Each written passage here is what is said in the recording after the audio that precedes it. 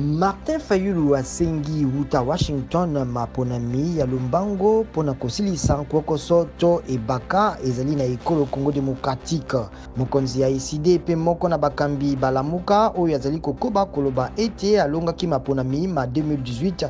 Fayulu asengi bana mboka kotelemela boponami ya Ronsard Malonda na bokambi ya Seni pe mikano ya kokonza bazuzi.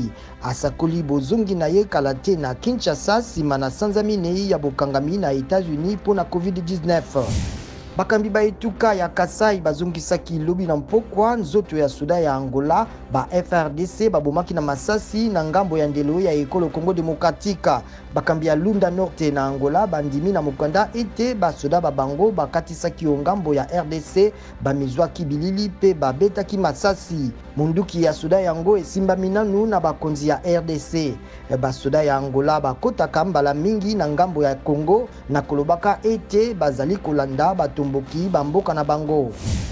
Mathieu Ngunjolo na Germain Katanga boko na bakambi bakala bamangomba ya basimba minduki babimisama na CPI bazali kati na lipenga likiti na Ituri pona kondimisa bayi Kodeko kokitisa manduki. Omokolo mposo basimba minduki ya Kodeko babomaki batu zomi na moko kati na bango soda moko ya ba FRDC na mboka matete na Jugu.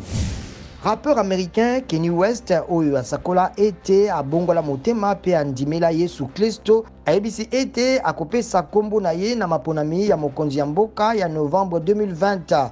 Mibu mileki apesaki maboko na Donald Trump kasi alobi tango ekomi ya kokokisa mokano ya Nzambe na kondimela ye po asala.